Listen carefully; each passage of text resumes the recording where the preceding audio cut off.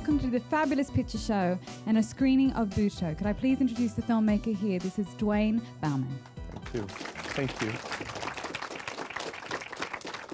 And a first-time filmmaker at that. Yeah, first, last, most likely. A fascinating subject, a lady that many of us became very familiar with her, but really didn't understand what was going on in the background. Tell us about how you got involved in this story. My day job is in America as an American political consultant, and I had been approached by the gentleman who became my producer, Mark Siegel, about being involved in her re-election. Before we had the opportunity to work with her, she was killed, and I realized that I knew some of the important people involved to be able to make the film, and I knew definitely that given Pakistan's proximity as the epicenter of the war on terror, that it was a story that the West needed to know and that the rest of us needed to know.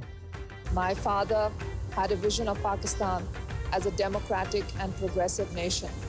My family is committed to his vision of Pakistan. We don't fear anything. Often described as the Kennedys of Pakistan, the Bhutto's political legacy started with Zulfikar Bhutto. To form Pakistan People's Party, he had a very simple, very popular slogan: food, clothes, and shelter. After he was executed on military orders, they wouldn't even open the cell doors for me to kiss him goodbye. His 35-year-old daughter Benazir was elected the first female prime minister of a Muslim country.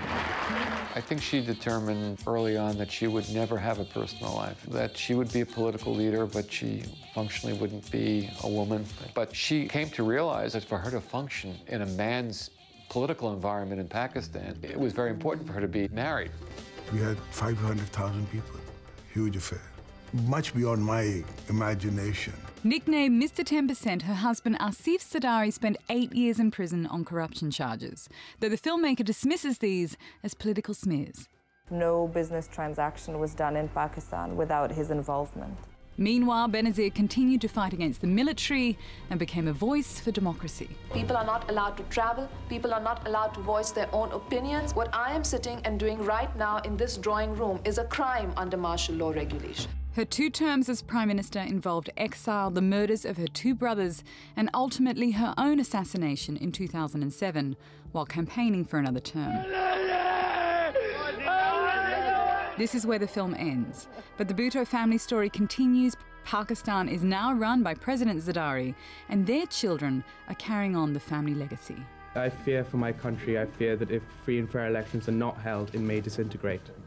Pakistan saw her often as a mouthpiece of the West, that she was almost too westernized, that she was educated in Harvard, that she was educated in Oxford, an articulate woman who defied every stereotype they had, but that was perhaps one of the great sort of difficulties in her own country. This is absolutely why this story is so necessary, because the reasons why she was accepted in the West, not a tool of, not used by, she's a very smart woman.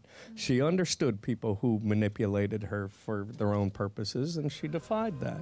She would say what she thought, and people would come out of meetings with her saying, my God, I can't believe that she said that. But it served her well, because people began to trust her. She represented to the women of Pakistan, to the young girls of Pakistan, a very honest and a very real sense of hope and opportunity that they could actually achieve something similar in their lives. One thing that Benazir was very proud of was her women's police stations. It sounds like nothing, but for a woman in Pakistan, it can spell a dreadful fate to be in an all-male police station.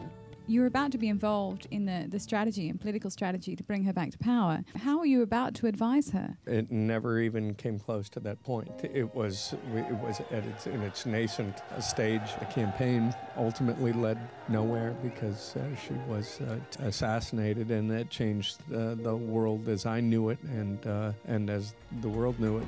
The sniper moves in to within a few feet of Bhutto, who is greeting her supporters. He fires 3 shots. The last bang is that of the suicide bomber, blowing himself up. Many people say this is hugely reductive as a film, that this is dishonest, that this is bias. Now, for somebody as a political tactician, how do you answer to the critics that this is certainly it's a fairly glowing account of somebody's life. And look, as an American political consultant, I eat criticism for breakfast, and I appreciate it. Believe me, if I had come in on the first day and said, I want to go talk to General Musharraf, and I want to talk to Fatima Bhutto, and I want to talk to John Burns, and I want to talk about the corruption, it never would have happened. I tried to be even-handed. I set down a camera and I let them talk. We were waiting for my father to come home, and we heard the firing. Benazir bears the moral responsibility of her brother's murder. Absolutely. I must congratulate you, sir, for making the movie. Thank you. Actually allowed me to get much closer to Benazir that we did not know before. We are known, I believe, in this film now to have had and used and cleared more pieces of archival footage than in any other documentary in history. Over 1,000 pieces at a cost of $250,000 plus.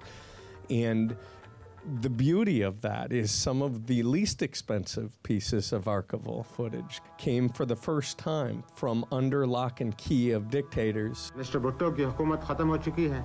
सारे मुल्क में माशाल्लाह नाफिज कर दिया गया है. कौमी और सूबाई असेंबलियां तोड़ दी गई हैं. सूबाई गवर्नर और वजीर हटा दिए गए. No doubt it's a fascinating profile of a woman. She is not just a formidable figure in her political sense, but just personally. I feel strong, I feel more determined, and I feel that when I have this strength with me, then I can move any mountain.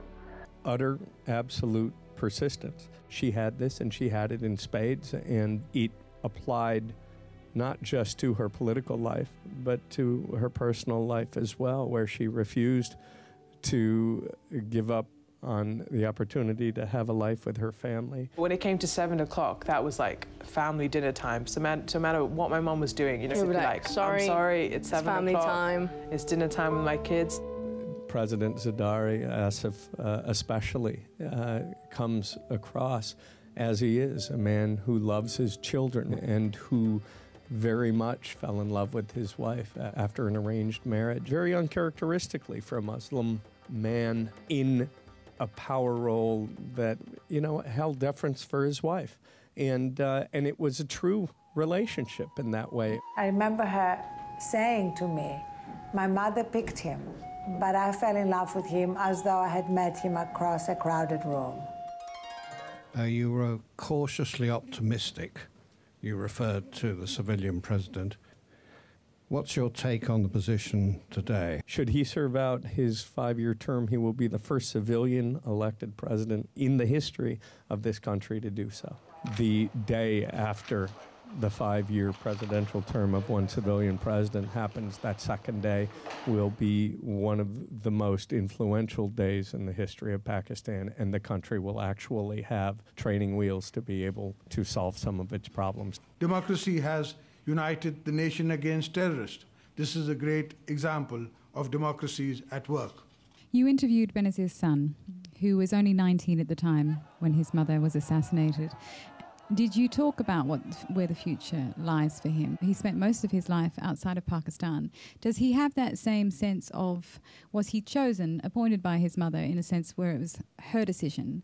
Or does he also have that sense of duty to Pakistan? The two questions kind of go together. It was very obvious he was elected by the board, the PPP ruling board, as co-chairman along with his father. And I think that, again, there is no question with this family that the very first instinct is towards service. I stand committed to the stability of the Federation. My mother always said, democracy is the best revenge. But it's certainly not over, this story. No. Yeah, you're right. It's not, and it's an ongoing story of the Bhutto family, and you see it at the end. These children will carry on. Pakistan will be in the news every day, hopefully soon, for something other than the number of suicide bombs and as being a launching point for terrorism, and I believe that it will be.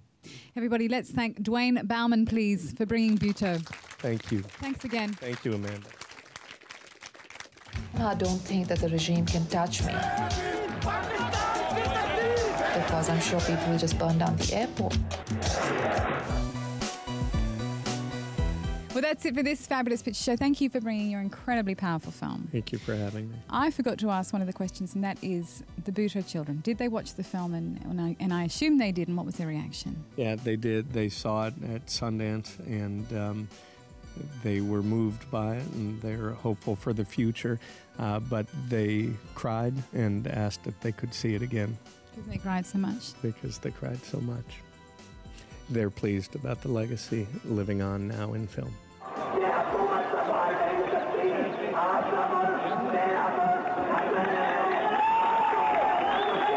On a scale of 1 to 10, how would you rate Bhutto and why?